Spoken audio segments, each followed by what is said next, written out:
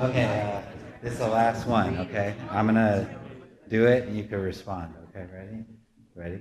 Woohoo! All right, good. Great, thank you. Thank you very much.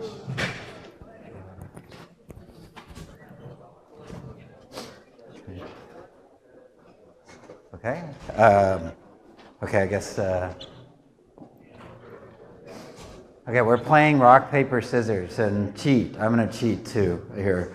So I'm gonna play rock the first time and scissors the second time, paper the third time, and scissors, rock the fourth time, and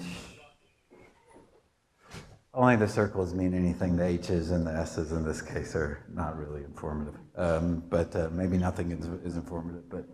But you'll see this figure again in some sense.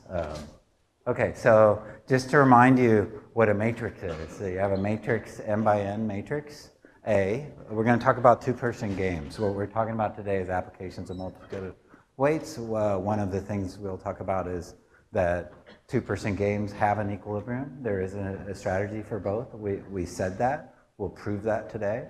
And another thing we'll talk about is machine learning. I'm going to give you one really cool idea in machine learning that came from theory. And we'll talk, or the analysis at least came from theory. That idea, again, like with many of these things, is natural. Even the algorithm for two-person games is going to be natural. Do the obvious thing. It's like if somebody tells you their strategy, just respond the best way you can see how. That's the idea, right? This is like everything is obvious this week except for the log of 1 minus epsilon is these weird approximations. Other than that, do the right thing, do it with multiplicative updates instead of additive or some other algorithm, and you will do well. That's sort of the theme of this week.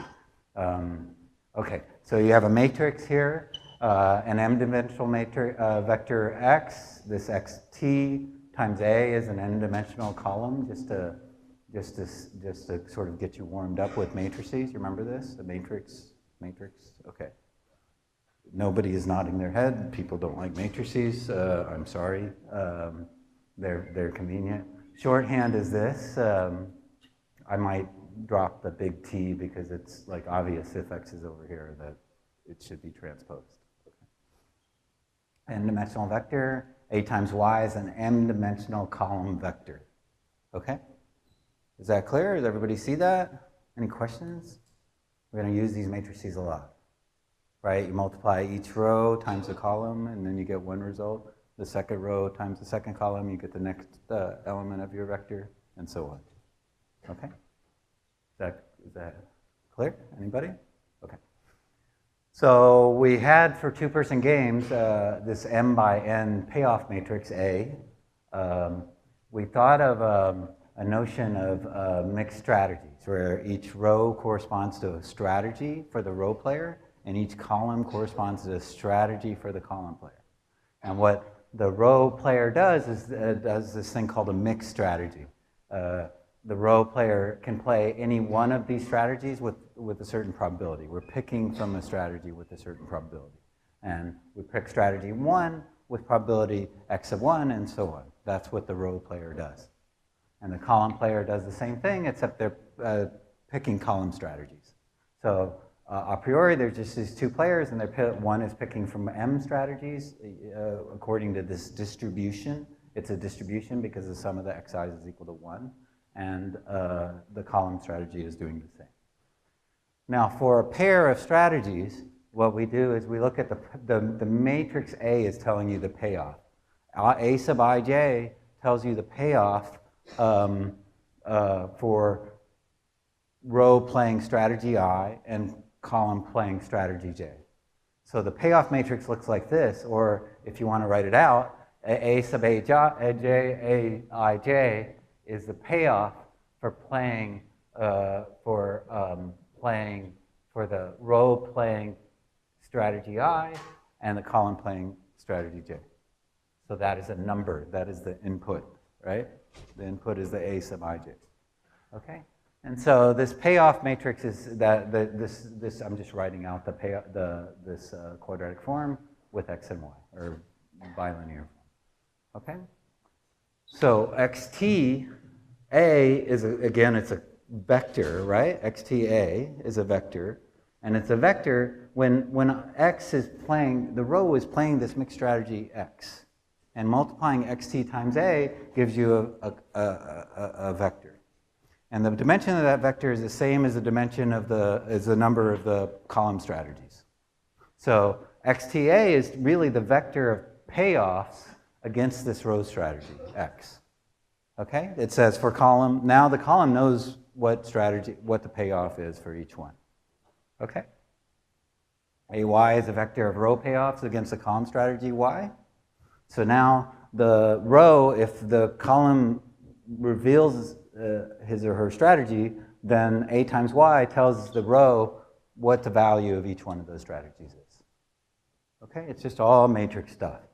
So pure strategy plays one row with probability 1.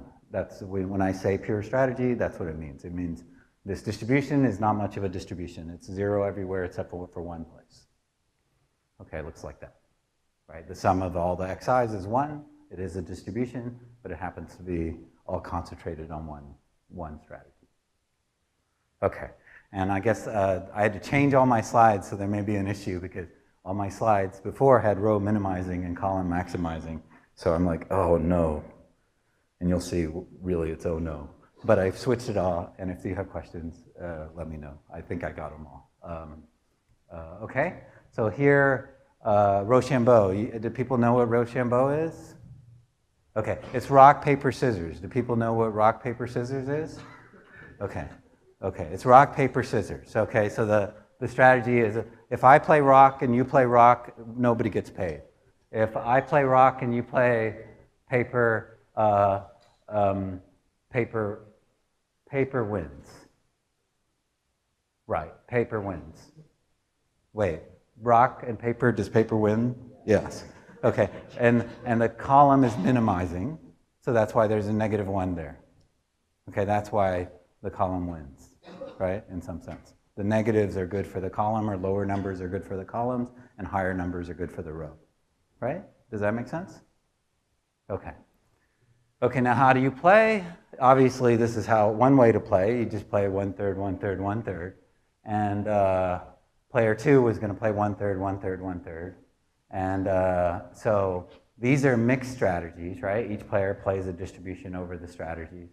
And a pure strategy is the ones. If I just played rock, that would be a pure strategy.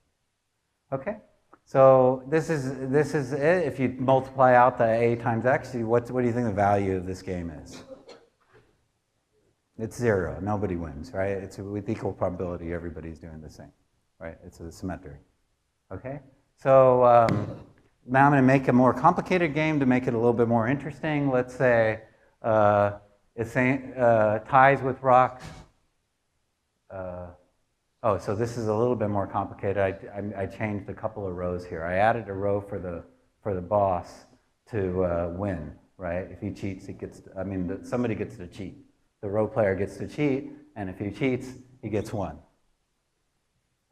Right? So why would you play this game? The question is, why would the column player play this game?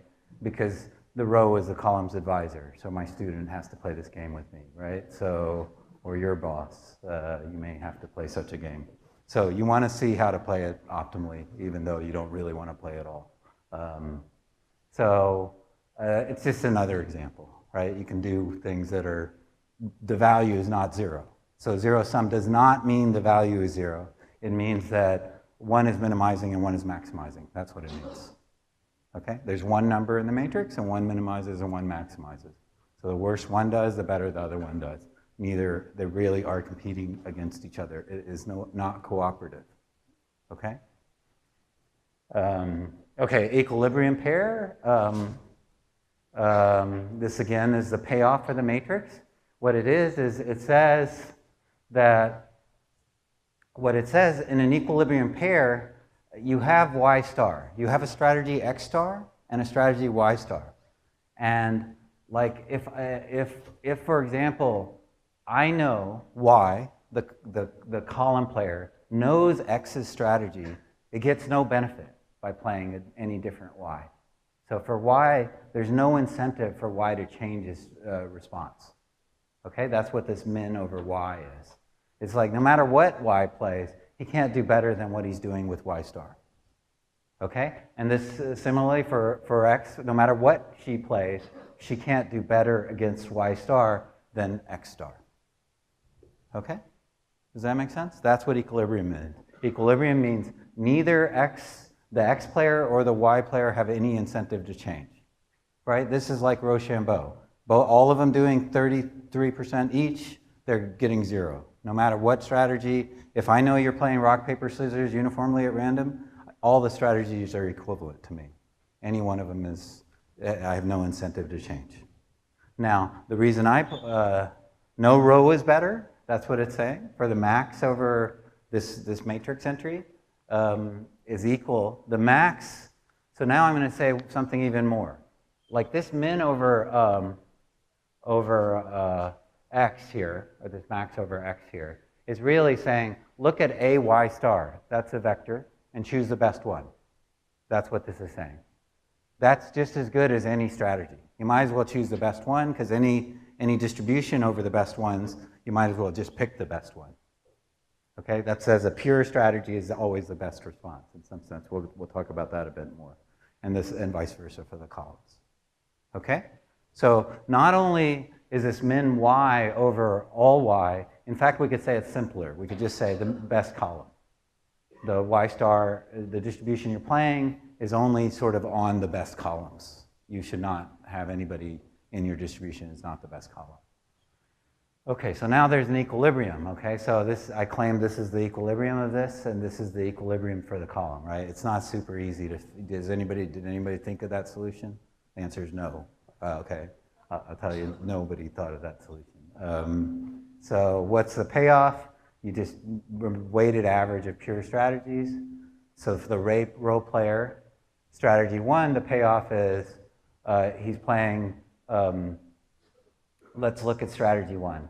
The column is playing the first column, okay, with probability 1/3. That's what the 1/3 is. So if the column happens to play the first strategy, you get 0. The row player gets 0. I'm just reading off the row and reading off the column probabilities. Okay? So I'm doing this dot product. This is this column times the row and looking at the first entry. Okay, and that's what this is, and it says you can evaluate it, you can see it, you can go review it on the slide. That strategy is minus 1/3. Remember, the row column is maximizing. Okay, so you get this for the second column, you get 1/6. You get this for the third column, and so on. Okay, so here you can see the row player, these three strategies are all equivalent for the row player and the better one. You don't want it, the row player is maximizing. This strategy is not, and you can see that the row player only has distribution, it has 0 probability of playing this one because it sucks. I mean, it's bad, okay? It's not good. It's not as good as he could do, okay? Right? So he puts a 0 probability on this first strategy, right? You could see that up here in the row. Okay, so the payoff is this, you know, now you just, what you do for the payoff is now you multiply this vector times this vector, right? The dot product of these things, and you get the payoff. The expected payoff for the row. Okay, the column player, every column payoff is 1/6, so they're both playing optimal strategies. So here the column player is losing. He wants, in some sense, he's giving up a positive number, so he's paying his boss 1/6 on average. So that's why I have a big house and my advisee has a small house. So that was a joke, okay.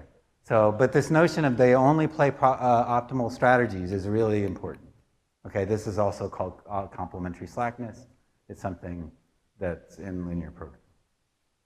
Okay, why are they playing more than one? Why are both of them playing more than one? If, you know, seeing the row strategy, the column could just play any column. Why does he only play one? Why does he play more than one column?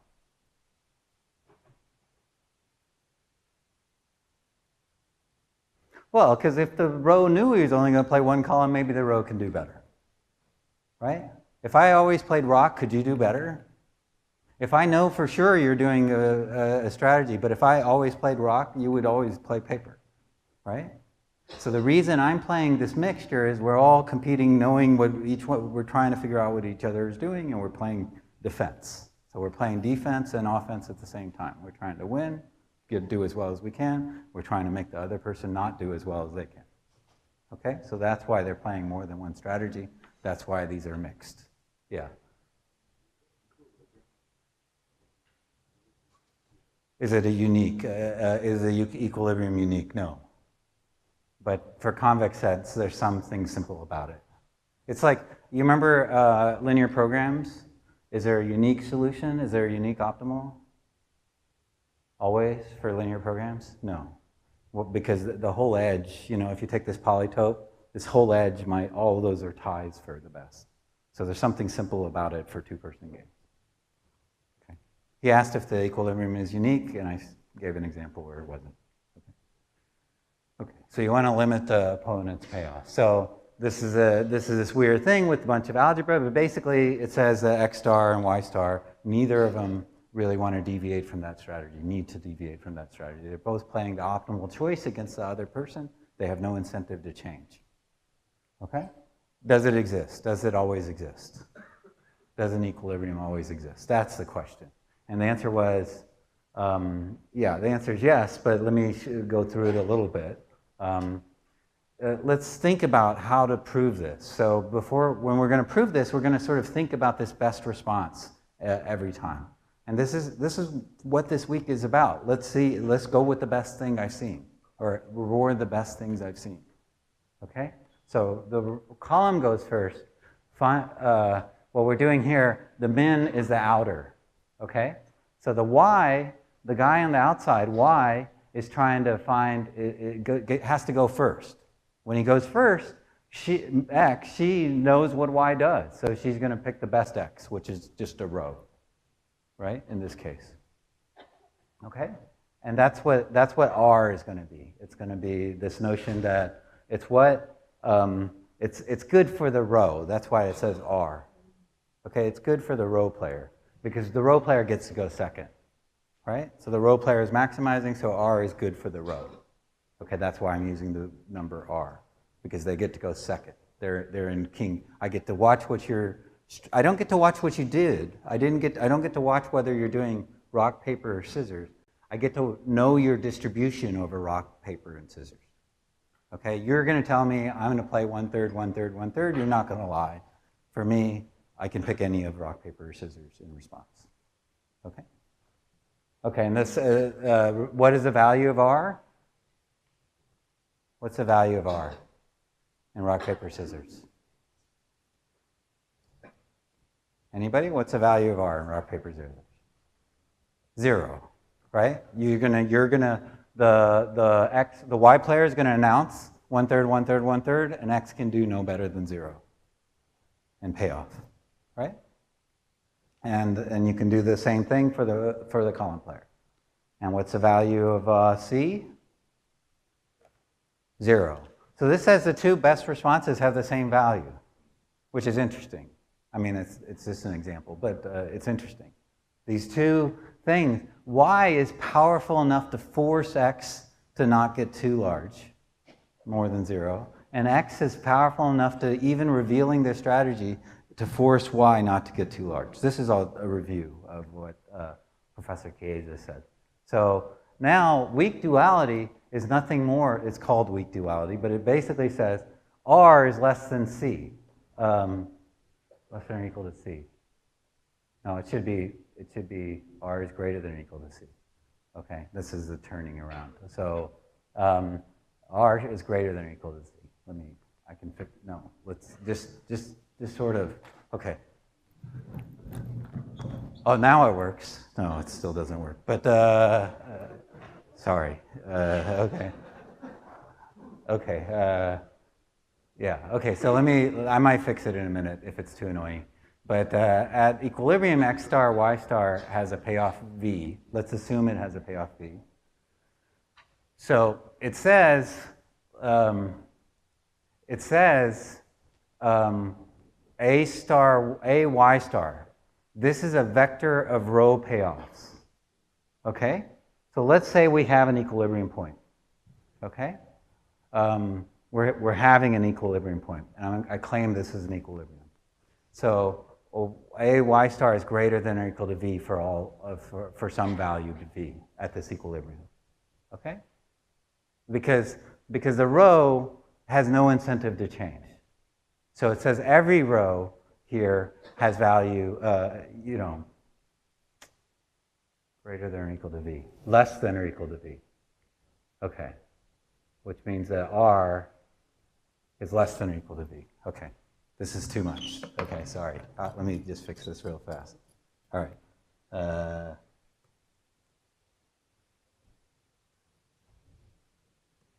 Experts.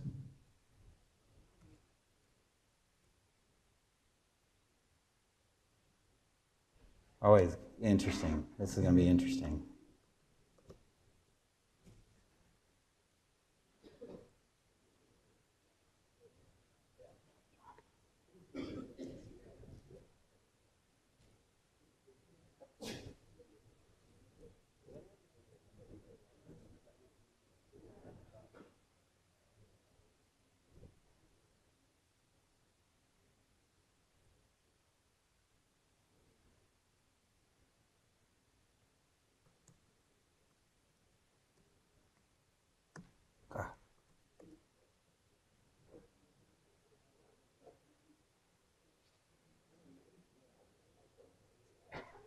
Okay. Where did I go? Oh. Okay. So what it says is that what the column player has done is forced an upper bound on what the rho can get. That's what he's doing, right? The rho is trying to maximize. Yeah.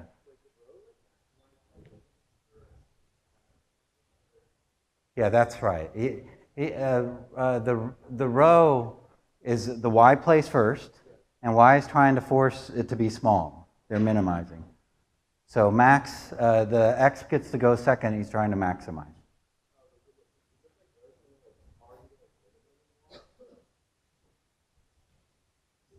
What? Y, r is minimum of y.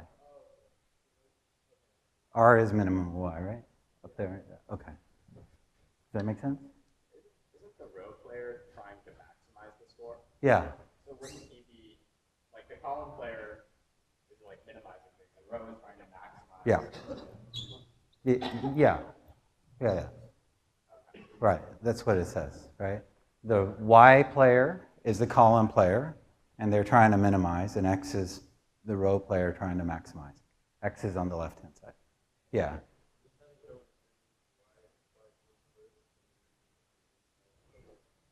No, it's just the way, it's just a convention.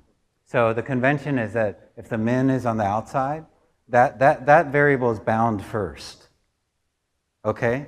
So now x is on the inside of the y, so it's bound second. So x gets to look at y, right? It's just the inner outer to the inner. The outer binding, the outer scope is first, and then the inner scope gets to know the outer scope. Okay? That's the way min and max work. Okay? Okay, so anyway, this the second one is the same, but let's just look at A of y star. It says y star succeeded in something. It succeeded in making every option be at most v. That's all it's saying. Okay, that's what it's saying. So it says big R is less than or equal to the value of the equilibrium. Because the equilibrium says the best response is at most the value of the equilibrium, the payoff of the equilibrium. That's what an equilibrium is. And this column is saying the same thing. And so now if you put these inequalities together, it says R is greater than C, okay? This should be also reversed. R is less than or equal to C. So in essence, it says the first thing, why is it better to go, it's always better to go to second, and R is trying to maximize. If X goes second, R is going to be bigger than C. That's the first thing. This argument actually says R is less than or equal to C. So R equals C. So it says the equilibrium has the same value as these two problems, which is kind of a miracle, right? It says these things where one person gets to go first, actually that person has no advantage, okay? In some sense, in this game. I can go first and announce my strategy, and you still can't do any better. Okay, so that's why the equilibrium point is good. So now these are good, But now the question, is there an equilibrium point? That is strong duality. Weak duality already tells you if there's a weak equilibrium point, if it exists, then all these things hold. Going first or going second doesn't matter. Okay? Yeah. Yeah, I can explain. Maybe. Okay, let's just make it be.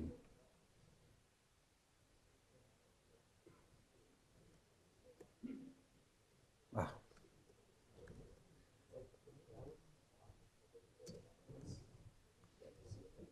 Okay.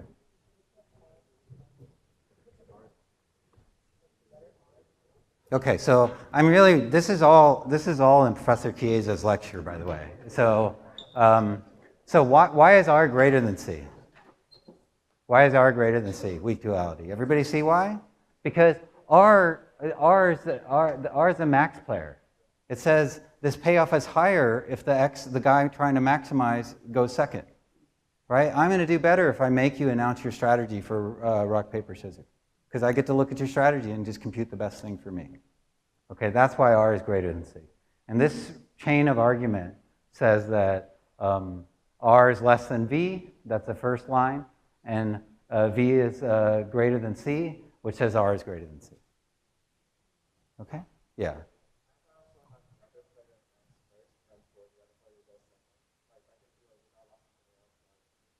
Yeah, but let's not go for more rounds, right? 2 rounds are hard enough, okay? Let's just no, you're trying to prove this theorem? No, this theorem takes a real proof. Okay, yeah, and I will show you why. Okay. Okay, so now why is, so it doesn't matter who goes first. This is amazing, actually. And it was a shocking theorem that was proved by von Neumann in the early 1900s. Okay, so now I'm going to prove equilibrium. Now really, it says in some sense, what you would like in a proof for equilibrium is that it gives you a point. It gives you an equilibrium point, right? I should have some procedure that goes toward an equilibrium point. So I can't, I'm not going to do that today. What I'm going to show you instead is give you an approximate equilibrium. Okay? So again, C of x is this, R of y is that. Okay, so now what I'm doing is I'm replacing the x as an argument. Okay, so what it's saying is, given a x, t, y, if you give me the best response to that, that's what C of x is. So given a mixed strategy, C of x is sort of the value of the best response, or the best row, or the best entry in the column that corresponds to xta. Okay, and ry is the largest value for x to go against whatever y is fixed to. Okay, so it's just notation. So again, R of y is always greater than C of x. Okay. Okay, so yeah, this mixing of the min and the max was a bit of a disaster. But okay, so so now the equilibrium at xy, we have R of y is equal to C of x. If they're both, that's what I just proved on the previous slide. At the equilibrium points, the best response to y and the best response to x have the same value. Okay? Which says the difference between these two responses is equal to 0. Okay? So now an approximate equilibrium would have the difference, let's just take this as an absolute value, be very small. That's what an approximate equilibrium is. So at equilibrium, the best response to x is equal to the best response to y, which is equal to the value of the gain. Here it says if I find something that's close to an equilibrium, these two things should be very close. Okay. Okay. So okay. So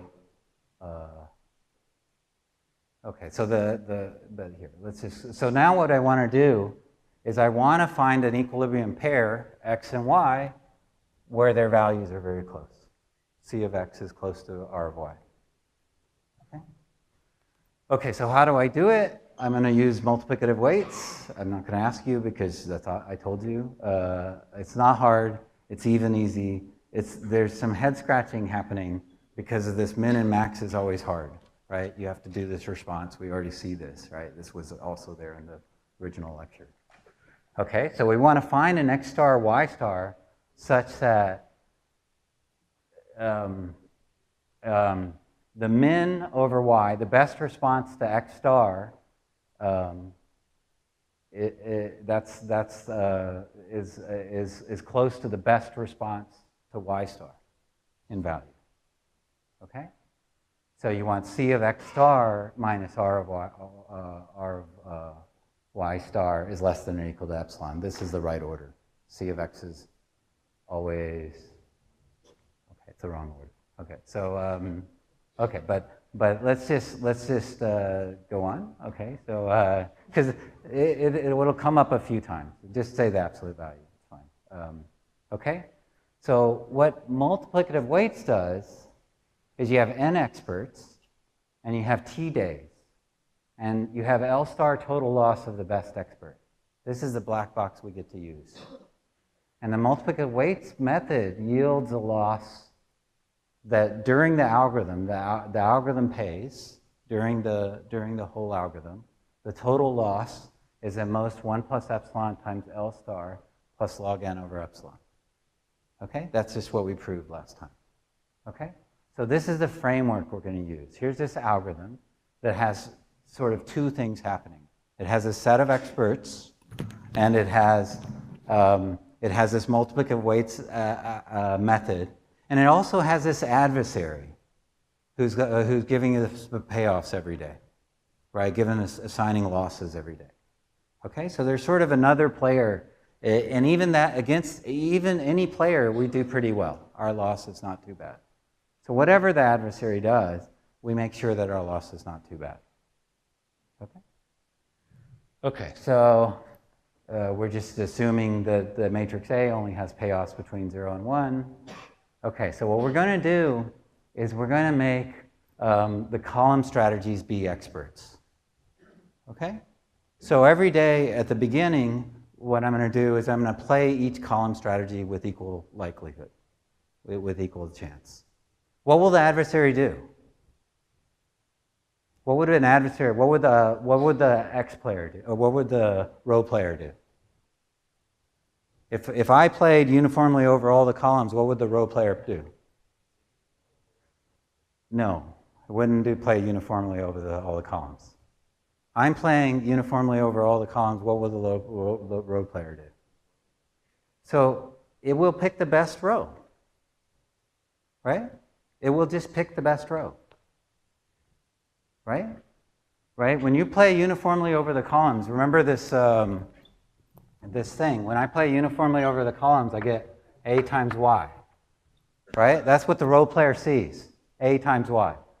And then it can pick which is a vector, right? Which is a vector, 1, 3, 4, 5, 7, right? It's a vector. And each row here corresponds to the strategy the row can do. And the row is trying to maximize. What's the row going to do? Pick 7, right? Okay, that's what the row player will do. So the column player, originally, think of it as picking uniformly, right? That's what multiplicative weights are doing. When you say M pure column weights are strategies, what we're going to do, use multiplicative weights on the experts and see which columns are best for us. Okay? Okay, so the column strategy is a distribution that corresponds to multiplicative weights, right? Multiplicative weights, the way it was phrased, is we're picking this expert with this probability. So it is a distribution on the columns. Okay? Okay. So each day, the adversary plays the best row response to YT. So what does that look like? It looks like a pure strategy, right? It's a vector with all zeros and 1, 1. Okay? It's just going to pick, and maybe these tie and the row player can do something else, but I just pick arbitrarily. I just pick the best response. So every day, the row player is playing the response to the distribution provided by the multiplicative weights. Again, first day, the multiplicative weights plays uniformly over all the columns, and then the row player just does the obvious thing. Again, this is about obvious. How do we analyze the obvious? Okay, so the role player then will just play the best response. Okay, that's what, and the role player here is the adversary. It sees what the column does, it sees what the distribution is over all the columns, and it picks the best one for it. And it picks the best payoff on the row, right? It runs it through this matrix, A times Y, and picks the best option in this vector. Okay, so this is what it looks like. Here you go.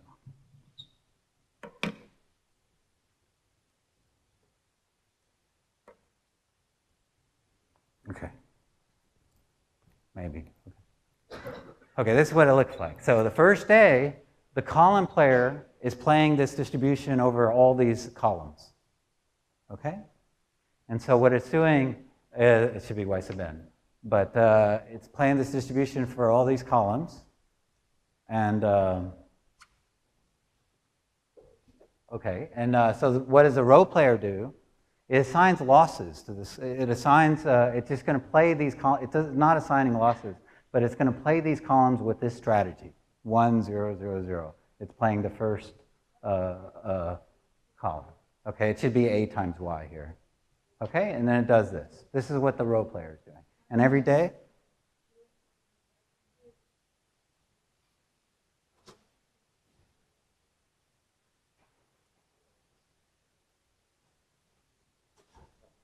to maybe bring in the Bob's cloth or something, but okay. So okay. So this is what's happening every day. Every day, you're playing multiplicative weights. The payoffs are that you get are A times Y, and then the row plays the best payoff for it. Okay. So now I'm going to tell you an optimal, something that's near optimal. Okay. So let's say. Now I'm going to try to give you an equilibrium point. What is an equilibrium point? It's a value for x star. And remember, now we have a bunch of x's, right? We played a different row every day, maybe the same row many times. So we average our response. So now this is going to be a mixed strategy because the xt's are 1 in one place and 0 in other places. But when you average over them, now you're going to get an actual mixed strategy or distribution that's non-trivial. Now, Y star is going to be the best, the day on which the column player did the best. Okay, that day, the column player is at a disadvantage here. They're always revealing their strategy. And then the adversary picks the best row.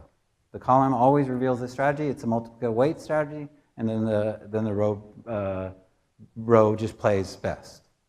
Okay? So that what I'm going to pick for the column as the output for my equilibrium output is Y star equals argmin of YT, the best the column did, right? Does that make sense? Okay.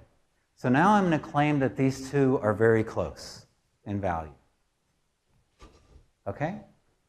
That these two, that these two are really close to an equilibrium. Okay, and this is the whole proof. Okay, so it's just going to use the properties of a multiplicative weight. It's going to all fit here. Okay, so the row payoff is a function of y star. Okay, that's what I'm saying. And then it's the best x there is. Okay, and the best x there is again just a single row. Okay, so now I would say the loss on day t. Every day we suffer a loss. Okay, the column player is trying to minimize. So every day they lose. Okay, so what is the column player's loss? Well, the loss, hopefully it's not too much, right? He's trying to minimize his loss. Okay, so it says on that day, it's bigger than R of Y star because Y star is it's losing as much as it can every day, right? X star is doing it perfectly. So, so xt times y a times yt, it's always the minima every day. Xt does at least as good because it always picks at least. It goes second. It can maximize. So the loss on day t is at least that much. So every day the row player can make. Every day the row player can make the column lose. Right? That's what's happening here. Okay? So the total loss is at least T times R times Y star. Okay? Okay, so it means this is saying, remember, experts is going to show us that the loss is not too big. But here I'm showing you that the adversary, the rho player, does pretty well. It gets at least R of Y star, because every day it gets to respond. Okay, so now the best expert, L star, is the best column against the rho distributions played. Okay, so at the end of the game, what we say is there's some guy, some column that would have been really good against this distribution of rows. Right? Because now at the end of the day, at the end of the whole game, we saw everything X did, and now we can just pick the best option against that average player here, X star. Okay, so the loss here is the best column against the row distributions. So this is really, it's the best column against this average distribution, which is this best column against this sum over xt of A. Okay? This is the sum of xt of A. That's what X star is, divided by T. Okay, so the best column against this gets, it's T times X star is equal to the sum of T. It's just connected to X star in this way. So the best column against T times X star A is going to be, it's going to be less than C of X star, right? Because, this best column gets to pick against a known distribution. Okay? So we know L star can do this well. Okay, so L star is not too big.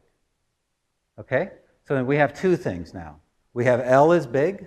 It's bigger than R of Y star. And we know L star is small. It's smaller than C of X star times T. Forget the T's. Okay? So in multiplicative way, we actually have a correspondence between the L there and the L star. We know that L star is an upper bound on L in some sense. If you blur your eyes, it's an approximate upper bound on L. Okay, so then we get this. This is we're plugging back in for the blue places. Okay, we're saying we're plugging in for L star is, okay. L star, where is this? Yeah, L star is here. This is, L star is here. It's upper bounded by this, right? And now, T, this is L, and that's lower bounded by T times R of Y star. Okay, so I'm just plugging in. So now you see this, you can divide both sides by T, and you get this inequality, and this says that R of, now I'm just subtracting C of X over, and then I get this inequality. And assuming these conditions, I get that R of Y star minus SC of X star is less than 2 epsilon. Okay? And now remember, rho is maximizing. This is good for the rho. So we know rho is always bigger than C. And now we say it's not too much bigger. Okay? So these are very close. Okay? And that's the proof. Okay? So this proves the duality theorem. This little bitty argument. And what's it say? It says, in these crazy two-person games, in these crazy complicated linear programs, this sort of round-based thing where you just do multiplicative weights on one side and go with the best response on the other side gives you an actual solution. Okay? Okay. So for any epsilon, just to wrap up the whole duality theorem, for any epsilon, there exists an epsilon approximate equilibrium. The previous argument just said that. Okay? Does an equilibrium exist? Now I'm only showing you for one epsilon that it exists.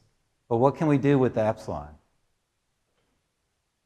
We can take it to 0, right?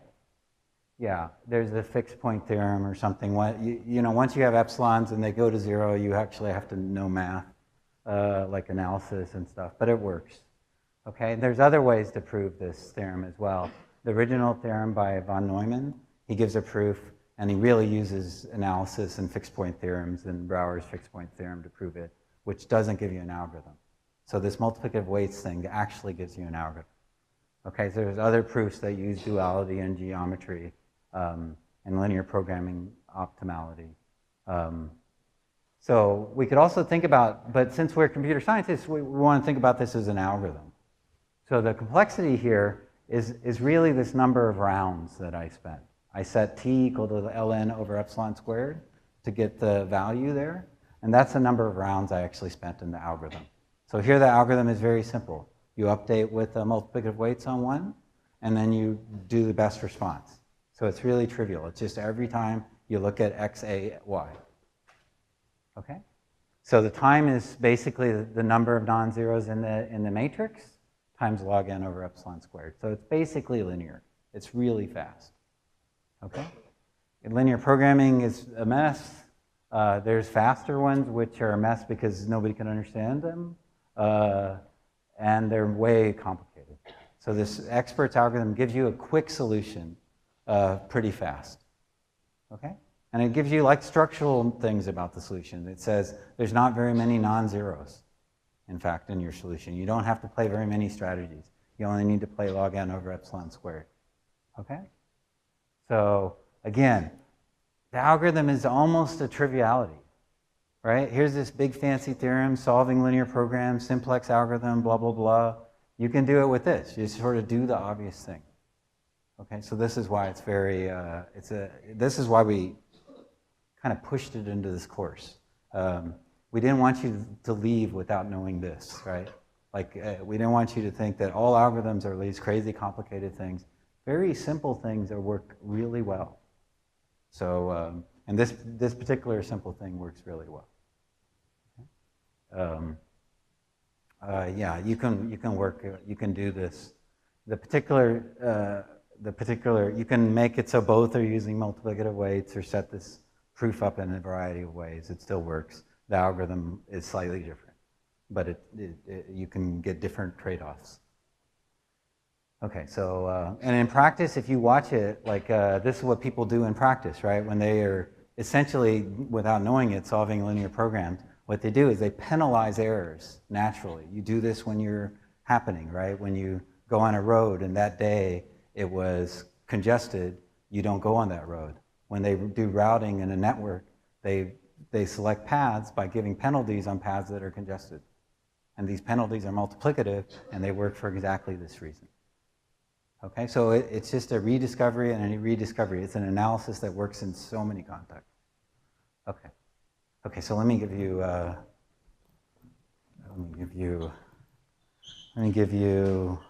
an old man story if you want, an old person story, but this is a break, so you can leave or not listen. If you want, do you want an old man story or old person story? Okay, so let me tell you what an old person story is. They're too long. They have a not a very good punchline, but it's sort of why do old people tell the stories? Well, it sort of imparts a little bit of knowledge through our experience as we wandered through life. And I've earned my right as a old man because my mom told me the other day, "Hey, Satish, you have a lot of gray in your hair now." I was like, "Yeah, I know, Mom." Yeah. So that was an old man story. But okay, so that was a short one. Maybe I've run out of time, actually, for the old man story. Okay, I had surgery on my shoulder. I'll go fast. A few years ago, it was rotator cuff, and which, by the way, it's unclear whether you should get surgery or not. You read all the literature. There's 100 people that are in the studies, and 1 million people get the surgeries. That doesn't make sense to me. The data is so poor, but it is. But I went in to get the surgery, and this is like, at this point, you've been through this health system, and you're finally there, and so you're sitting in a room in the surgery center. Somebody comes in, they says, okay, it's a nurse or pre-operating nurse, and they're like, this is what's going to happen. Some people are going to come in, here's your clothes, wear them. the surgeon's going to come in, the anesthesiologist is going to come in, you're going to go here, you know, you need to make it long. So just pretend I said it for longer. And so then, okay, because it's an old person story, we have to make it long. So, so then, blah, blah, blah, somebody, the anesthesiologist comes in, we're going to give you a block, okay, a block on your pain. And you won't feel any pain for 24 hours, and this is what I'm going to do, and you'll go down, you know, quickly, and blah, blah, blah. And the surgeon's going to come in next. And so the surgeon comes in and says, oh, this is what's going to happen. I'm going to come in, I'm going to cut you open, do terrible things to you, but it's fine. And you know, they're very confident surgeons. They're like, but anyway, he says, I forgot the parts. Okay, so the first person, let's go back to the first person. They said, which arm? And I said right arm. Okay, and then the anesthesiologist, they don't know, blah, blah, blah. And then they focus. They focus when they ask you this question, which arm? And I say right arm. And then the surgeon, okay, blah, blah, blah, blah, blah. Which arm? Right arm. Okay, so, and then he gets the magic marker, the Sharpie, and he writes on my arm. It's the right arm. I think it's the right arm. I don't remember anymore. But it was the right arm. And so, so then somebody comes in and takes me over to the other surgeon, and as they walked me over there, I was like, okay, blah, blah, blah, blah, blah, blah, which arm? Right arm. Okay. And then I lie down in the bed, and then they're like, okay, which arm? Right arm. Okay, 99, 98, 97, I'm out. Okay? You know, I'm just out. So, next thing, you know, I don't know, it felt to me like a moment later. I'm like groggy, I don't know what's happening. And the surgeon and some people come up and I say something and they look at me funny. And then they say, oh, the surgery went really well. You know, this is what happened. I got in, I got this, I cleaned off your bone spurs, so it'll have more room to move in there. I was like, okay. And I'm like groggy. So that's fine. I go home, somebody comes and picks me up. So the next day, the surgeon calls and says, how are you feeling? How's the pain? I was like, no, it's fine, whatever. I don't know, I didn't like it. And then he's like, do you have a fever? Now he's focused. Do you have a fever? And I was like, no, I'm fine. Because if I have a fever, it means I have an infection, I'm going to die. So he's very concerned at this point, right? And so, but he listened, and I said, no, I think I'm fine. And he said, oh, by the way, do you remember what you said when you came out of anesthesia? And I was like, no. He's like, do you remember it at all? He's like, no, I think I might have tried to tell a joke, but you didn't think it was funny? And he's like, so you really don't remember what you said? I was like, no. Well, you looked at your shoulder and you said, wrong shoulder.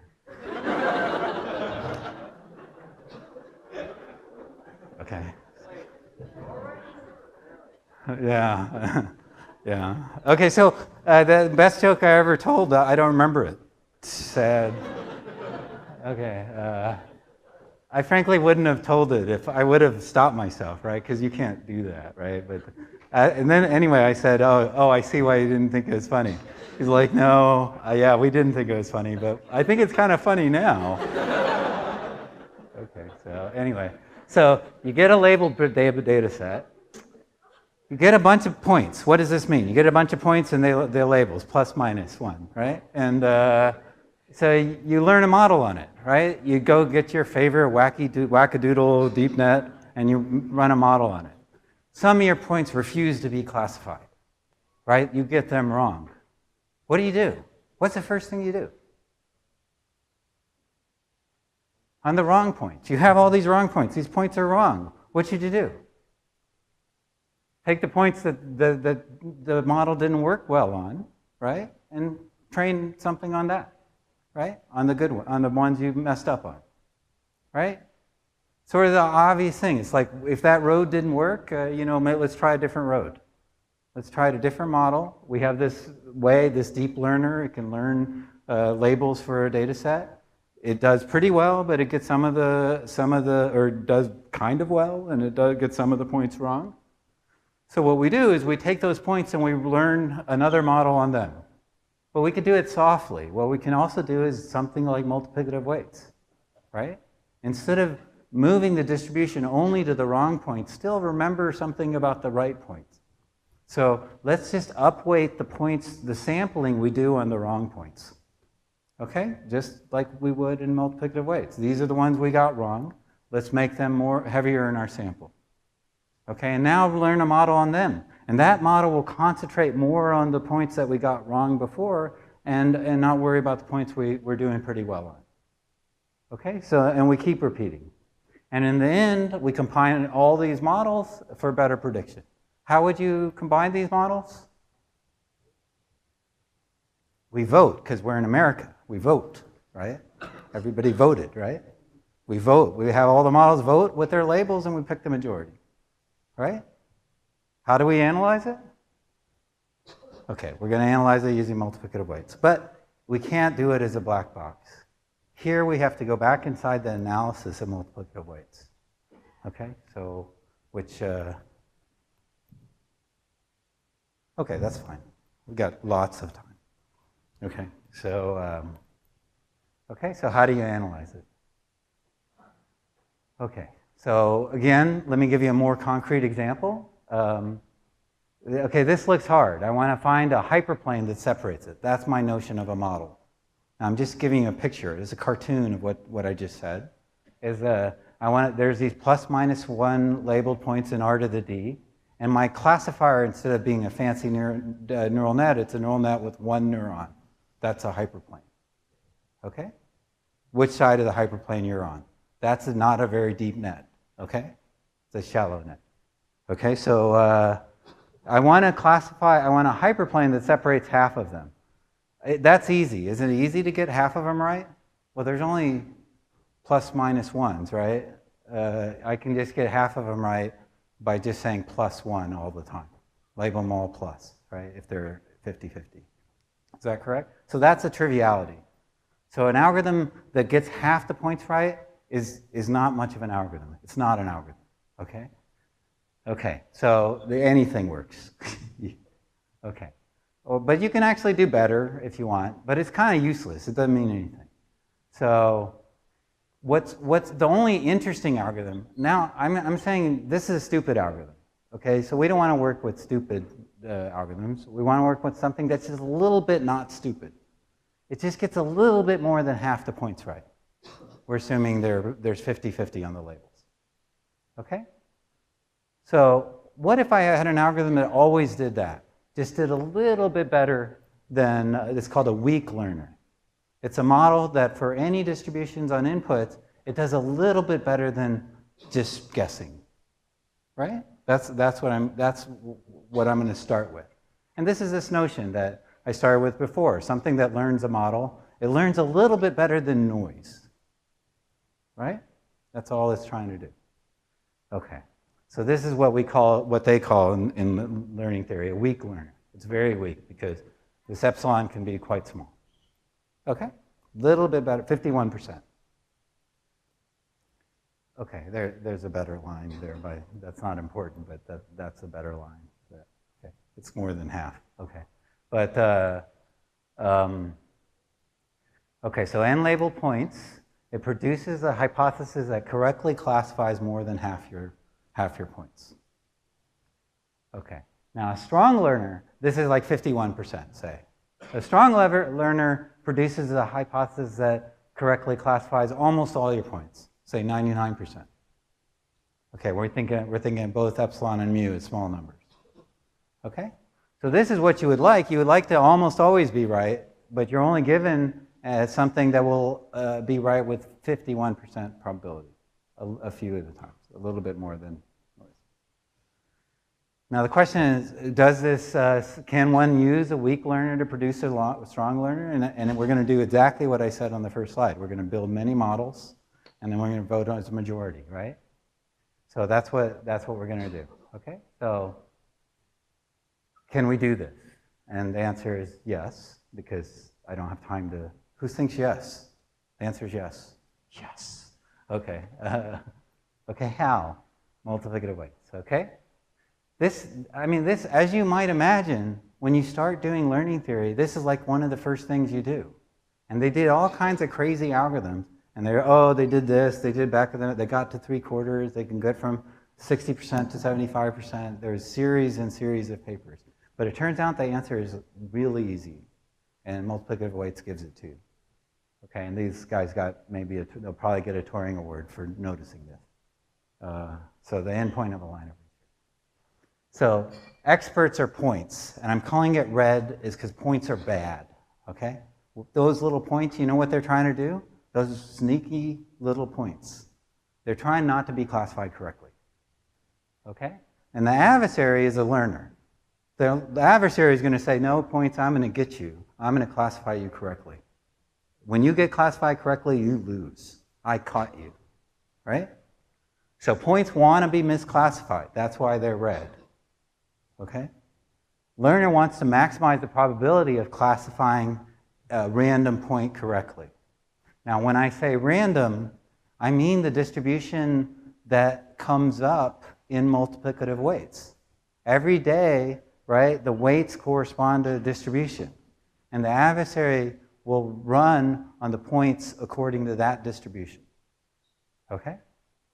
So now the strong learner will come from this adversary. This, it'll be a majority, right? Okay, so this is the algorithm. Okay, so again, the experts are points. They lose when they're classified. The adversary, every day, what we're going to do is try to classify the distribution on points that we have that day. Okay? So the role player does multiplicative weights on the points. Okay, that's what we think of as a row player. And the column is running weak learner on the row distribution. Okay? And the hypothesis is the majority, right? Because we're in America, we vote, right? In Russia, they have Putin. So they also have a vote, and they always get 99%. So it's kind of funny. So h of x is correct on 1 minus mu of the points. So the mu's, you see this t, it has the mu's and the gammas in there. There's some gammas and mu's here, so that's where it's coming from. Okay? Okay. So this simple algorithm works. The algorithm I told you on the first slide works in this setting with this analysis. Right? Just sort of change your distribution a little bit according to multiplicative weights. Yeah. Gamma is epsilon. Okay. This should be, yeah. Gamma is epsilon. They were going to set them to be the same. Okay. So what's the proof? So I can't use experts as a black box. I have to look at the analysis a little bit more carefully. Okay, so, okay. I used to have 10 exclamation points, but I thought I should tone it down. So let's talk about the points who are bad. Okay? Now remember, h of x is the majority of all of these. That's what you have to remember from this slide. That's what h of x is. So the majority of all these, if you're wrong on a point, it says the majority of these is wrong. At least half of these points you're wrong. You're misclassifying it. Does that make sense? If you're wrong, if a point is bad, if h of x predicts badly on a point, it means at least half of these times you predicted wrong. Is that clear? So these bad points are the set of points where the majority of the h of t of x are wrong. Right? For any x in that point, that's what had to happen. Okay? Okay, so now we can consider our potential function, right? It's the sum of the weights at time t, the potential function at time t. Okay, if x is in the bad points, it's a good expert, right? The experts here are the ones that are the points trying to get away with not being classified. So it loses less than half the time, right? You're assigned it a loss when you correctly classify it. Okay, so now you know every one of these points, its value, it loses less than half the time, which means at most half the time it's multiplied by 1 minus epsilon. Okay, so for any bad point, the weight is at least 1 minus epsilon to the t over 2. Right? Because you've only multiplied by 1 over minus epsilon t over 2 times. Okay, at most, because otherwise whenever you get it correct, you multiply by 1 minus epsilon. And here, this guy, you didn't get it correct more than t over 2 times. Okay, so and then you multiply by s bad, because that's the number of bad points. Each one of the bad points has at least that much weight in terms of the sum of ws and in our potential function. Now, each day, the weak learner gets 1/2 plus gamma payoff, right? It says on average, now you see where our edge is. On average, we're getting more than half the points right? But yet, okay, so it says the loss of the number of points you're getting right, on average, in distribution-wise, is 1/2 plus gamma. Okay, the fraction of points you're getting right is high. So that tells us, what are we going to do? We're going to get an upper bound on our weight function now. Okay? Just as we did in multiplicative weights. We're going to say, for 1/2 minus epsilon of the weight, you don't multiply it by 1 minus epsilon. But for at least 1/2 plus epsilon of the weight, we do multiply by 1 minus epsilon. Okay? So our weight the next day is lower than this expression. Okay? Because if we didn't multiply anything by 1 minus epsilon, it'd just be the same weight, right? So we get at least some amount of weight being multiplied by 1 minus epsilon, more than half. Okay? Yeah, you can do some factoring. This is again, e to the x. If you look at e to the x, the line below e to the x is below it, so that's fine. This is that the e to the x is an upper bound of 1 minus x. And the original weight is, now I'm saying the weight at the end is the original weight times this thing, times the loss, the total loss. Okay? Right? Because every day your loss is this, and when you multiply by e to the minus epsilon t times, you get this t in the exponent. So you get this.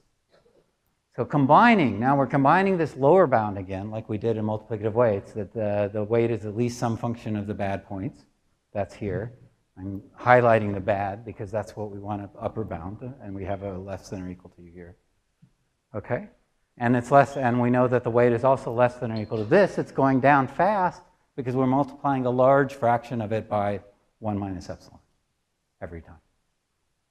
Okay, so now you do logs. This is the massaging, and this is massaging. Okay. But it's telling you how it's massaging. The one thing logs both sides, and then that happens. And then we use this inequality. That's the substitution that's done. ln of 1 minus gamma is replaced by the thing that's a lower bound. You can add up these blue parts here. You pull this over to this side, you add up these blue parts, and lo and behold, this thing comes out, minus gamma squared over 2. Now I'm showing you those two blue things. If you plug that t into there, you get this. Okay, now this is fine, right? We're almost done. What should we do? How do we unlog something? Well, there's log on both sides. We could just remove them, right? So we get this. So it says the fraction of bad points is no more than mu, right? So we've driven down the fraction of bad points to mu. And now, as you might imagine, mu shows up here. There should be a 1 over mu, but it shows up here, and the gamma squared shows up here, the epsilon. Okay. So that says the number of times, the t there is the number of times you need to run your weak learner. Okay, that's what it's saying. You don't get this for free. It costs you something. You have to run the weak learner for longer if you want to get it more accurate. That's what the dependence on mu is telling you. Okay? So the misclassified set is at most mu fraction of all the points. The hypothesis correctly classifies 1 minus mu fraction of the points. Okay? Does that make sense? Okay. So again, like this whole week, right? You know, you have a bunch of options. You look at how the options work out. You penalize the options that didn't work out. You look at those options the next day. You choose again. This is an amazing algorithm, right? You try it, you make a round of your algorithm, you see where it hurts you in performance, then you sort of change the penalties in your system, then you optimize again based on these new penalties, and then you do it again. You repeat. It's a very good meta thing to do. Okay? Okay, so, okay. Okay, so I lied a little bit, right? At the beginning I said this weak learner learns on points. In the middle of the expert's algorithm, right, you're really learning here, run weak learner on a row distribution. A distribution is not necessarily a set of points, right? So you have to approximate this by either having your weak learner work with distributions directly, or you can simulate it with points to a certain level of accuracy to make copies of the points that are more popular and the ones and make less copies of the ones that are less popular. It's an absolutely standard method in your skit-learn. There's these algorithms that are doing boosting that will do this for you. Will wrap any learner you have in this particular algorithm, and it will work with the parameters you think. Okay. Thank you for your attention all semester.